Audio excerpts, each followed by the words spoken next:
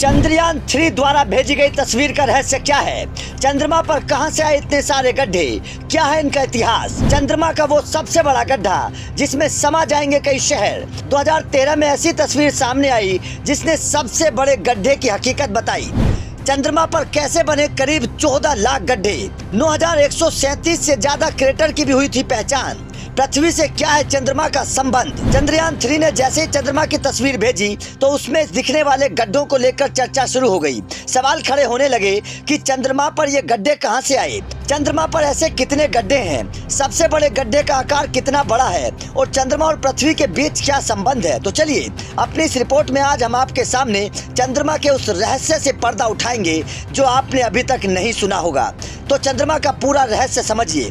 दरअसल पृथ्वी और चंद्रमा की कहानी लगभग एक साथ शुरू हुई थी। ये बात करीब 450 करोड़ साल पुरानी है।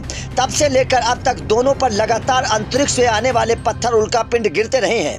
इन उल्कापिंडों के गिरने से गड्ढे बनते हैं।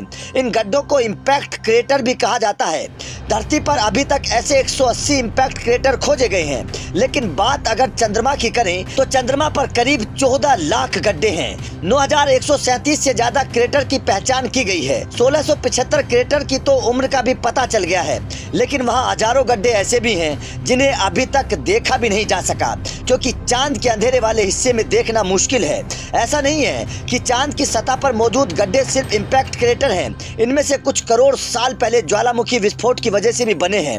अब आपके दिमाग में सवाल आ रहा होगा कि इतने सालों पहले बने गड्ढे भरते क्यों नहीं? पृथ्वी पर तो भर जाते हैं। तो उसके पीछे की वजह भी समझ लीजिए। दरअसल चांद पर ना तो पानी है, ना ही वायुमंडल और ना ही धरती की तरह टेक्टोनिक प्लेट, इसीलिए वहाँ पर मिट्टी कटती नहीं है। इसलिए चांद पर बने हुए ये क्रेटर मिट्टी से पटते नहीं हैं, बल्कि सालों साल तक ऐसे ही बने रहते हैं। जबकि धरती पर ऐसे गड्ढों पर मिट्टी जम जाती है, पानी भर जाता है, पेड़ पौधे उग जाते हैं, जिसकी वजह से गड्ढे भर जाते हैं। अब चांद के उस गड्ढे के बारे में भी हम आपको बताएंगे जो सबसे बड़ा है। इसकी कहानी बड़ी दिलचस्प है। दरअसल नासा ने 17 मार्च 2013 को चांद पर रिसर्च करते समय एक बड़ा गड्ढा देखा था।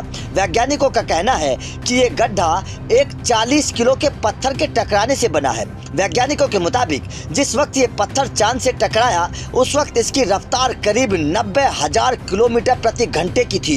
इतनी रफ्तार से टकराने से इतना बड़ा गड्ढा बन गया जिसे आप जमीन से भी टेलीस्कोप से देख सकते हैं। वैज्ञानिकों के मुताबिक चंद्रमा पर बने ज्यादातर गड्ढों की उम्र 200 करोड़ साल की है। यानी चांद जब बना उस वक्त उस पर इतने गड्ढे नहीं थे, लेकिन इसके बनने के करीब 250 साल बाद गड्ढे बनने शुरू हो गए थे। चंद्रमा पर सबसे बड़ा गड्ढा दक्षिणी ध्रुव के पास है। इसे पार करने के लिए आपको इसके अंदर करीब 290 किलोमीटर चलना पड़ेगा। आप अंदाजा लगा सकते हैं कि 290 किलोमीटर की दूरी कितनी ज्यादा होती है। चांद पर मौजूद 13 लाख गड्ढों का व्यास यानी कि डायमीटर 1 किलोमीटर है। 83,000 गड्ढों का व्यास 5 किलोमीटर है। 6,972 गड्ढों ऐसे हैं जिनका व्यास 20 किलोमीटर से ज्यादा है।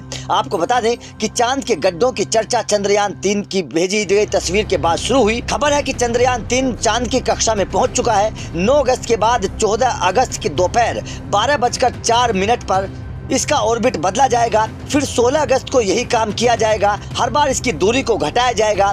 17 अगस्त को प्रोपल्सन मॉड्यूल और लैंडर मॉड्यूल अलग होंगे। 18 और 20 अगस्त को डीऑर्बिटिंग होगी। इसके बाद 23 अगस्त की शाम 5:47 पर चंद्रयान की लैंडिंग कराई जाएगी। मतलब जिस दिन का हर भारतवासी इंतजार कर रहा है वो दिन अब बहुत जल्द आने वाला है। आपका चांद की इस रोचक जानकारी को लेकर क्या कहना है, कमेंट करके जरूर बताएं।